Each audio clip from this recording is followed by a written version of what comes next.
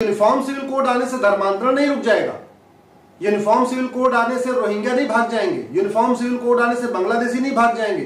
Uniform civil code आने से जो घुसपैठ हो रही है नहीं रुकेगी।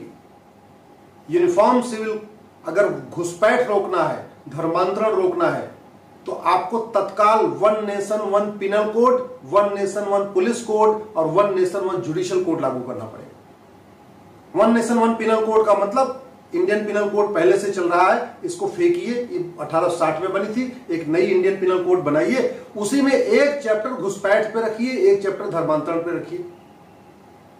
घुसपैठ और धर्मांतरण को राष्ट्रीय सुरक्षा के लिए खतरा घोषित करिए, जिससे कि घुसपैठियों पे, जिहादियों पे, मिशनरियों पे एनएसए लगाया जा सके। नेशनल सिक्योरिटी एक्ट है, लेकिन लगता नहीं है, क्योंकि हमने घुसपैठ को और धर्मांतरण को राष्ट्रीय सुरक्षा के लिए खतरा घोषित नहीं किया।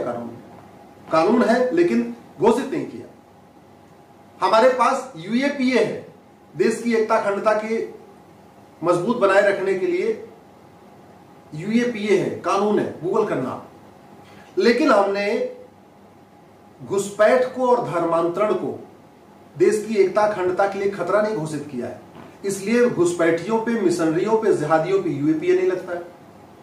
हमारे पास देशद्रोह का भी कानून है, लेकिन हमने उसमें घुसपैठ को, धर्मांतरण को देशद्रोह घोषित नहीं किया है। तो आपको तीनों कानूनों में बदलाव करना पड़ेगा। जो देशद्रोह का कानून है उसमें घुसपैठ और धर्मांतरण को देशद्रोह घोषित करना पड़ेगा। नेशनल सिक्योरिटी एक्ट में देशद्रोह और धर्मांतरण को राष्ट्रीय सुरक्षा के लिए खतरा घोषित करना पड़ेगा। यूएपीए कानून में घुसपैठ और धर्मांतरण को देश की एकता अखंडता के लिए खतरा घोषित करना पड़ेगा।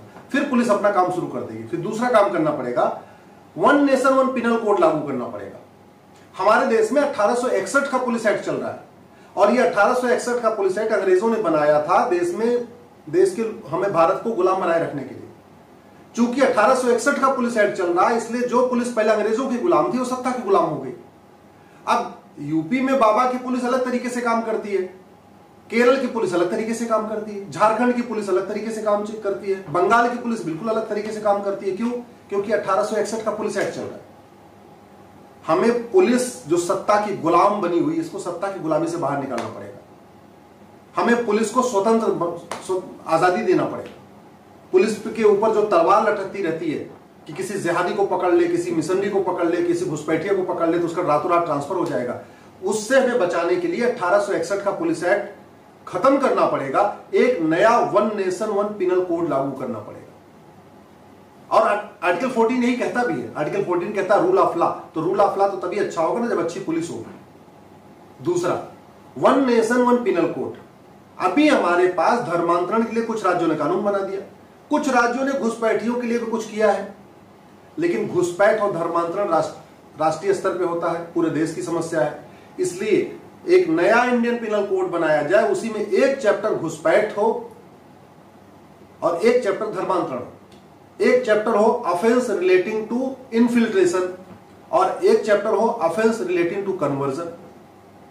और हमारे देश में जिस तरीके से 50 कानून चल रहे हैं, घुसपैठ का अलग, धर्मांतरण का अलग, गौ तस्करी का अलग, मानव तस्करी का अलग, सोना तस्करी का अलग, अमेरिका में ऐसा नहीं। अमेरिका में एक फेडरल पिनल कोड है, उसमें 123 चैप्टर है, और सारा उन्होंने घूसखोरी, जमाखोरी, मिलावटखोरी, कालाबाजारी, नशा तस्करी, मानव तस्करी, सोना तस्करी, चंदन तस्करी, धर्मांतरण, घुसपैठ, सबको उसी एक ही किताब में रखा हुआ है। उसको कहता है फेडरल पिनल कोड। तो उसी पैटर्न पे हमको भारत में एक इंडियन पिनल कोड बनाना पड़ेगा। 1 घंटे के अंदर मुकदमा दर्ज हो और 1 महीने के अंदर जांच पूरी हो, यह हमें मैंडेटरी करना पड़ेगा, पुलिस चार्टर लागू करना पड़ेगा।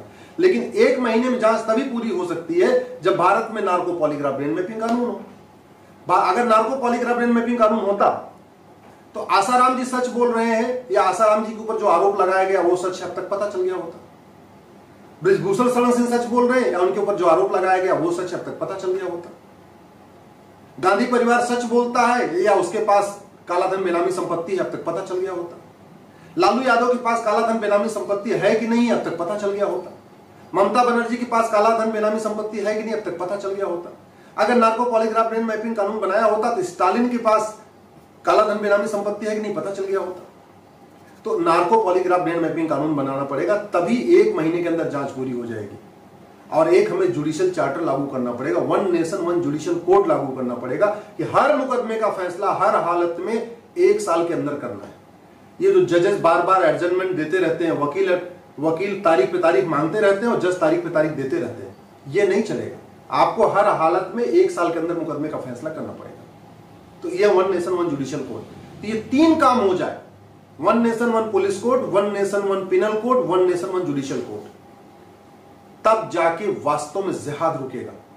हालांकि एक सुरक्षित भारत बनाने के लिए आपको one nation one penal code, one nation one police code, one nation one judicial code के अलावा one nation one education code भी लागू करना पड़ेगा, one nation one tax code भी लागू करना पड़ेगा, one nation one population code भी लागू करना पड़ेगा, one nation one endowment code भी लागू करना पड़ेगा। मतलब समान शिक्षा संहिता भी लागू करना पड़ेगा, समान नागरिक संहिता तो चलो अभी आ ही रहा है, समान पुलिस संहिता, समान कर संहिता, समान दंड संहिता, समान न्यायिक संहिता, समान जनसंख्या संहिता, समान धर्मस्थल संहिता, और भी कब करने पड़ेंगे। लेकिन आज मैं केवल 3 ही बात कर रहा हूं, one nation one police code, one nation one penal code, one nation one judicial code. इन तीनों की मांग करिए, नहीं तो याद रखिए फ्रांस में कोई सांसद विधायक मंत्री किसी का घर बचाने नहीं आ रहा है, सब अपने घर में है और उनके घर की सुरक्षा पुलिस कर रही है। आपके घर में भी आग लगेगी, कोई सांसद विधायक मंत्री बचाने नहीं आएगा। जिन नेताओं की आप जय जयकार कर रहे हैं ना, 25 साल के बाद आपके बच्चों को बचाने नहीं आएंगे। वो तो सत्ता के लिए भूखे हैं, आप उनकी जय जयकार कर रहे हो, उनको सत्ता मिल जाएगी, थोड़ी बहुत आपको भी कुछ जूठन मिल जाएगी, 100-200 रुपए का काम आपका भी हो जाएगा, थोड़ा बहुत आपका भी भला हो जाएगा, लेकिन इससे ज्यादा भला नहीं होने वाला है। भविष्य याद रखिए, भारत का भविष्य बहुत ही हमको अंधा, बहुत गड़बड़ दिख रहा है। अगर हमने कानूनों को नहीं बदला तो जो कुछ 1947 में हुआ था वो सब 2047 में होगा। और एक चीज और, ये एयरपोर्ट हजारों करोड़ रुपए लगा के खर्च होता है, वो देखो जल रहा है फ्रांस में। बड़ी बड़ी बिल्डिंग जो हजारों करोड़ रुपए से खड़ी की गई हैं, सब जल रही हैं। कानून फ्री में बनता है, 1 पैसा नहीं लगता, और कानून कोई जला नहीं सकता। कानून की किताब तो जल सकती है, कानून नहीं जल सकता। कानून तो एग्जिस्ट करता है। इसलिए मैं तो आपसे निवेदन करूंगा, भारत की चिंता है, सनातन संस्कृति की चिंता है, अपने बच्चों की चिंता है, तो पार्टियों से ऊपर उठिए। इस वीडियो को अधिक से अधिक शेयर करिए, अपने सांसद विधायक मंत्रियों को भेजिए, किसी IAS IPS को जानते हैं तो उसको भी भेजिए। VK न्यूज, राष्ट्र के नाम।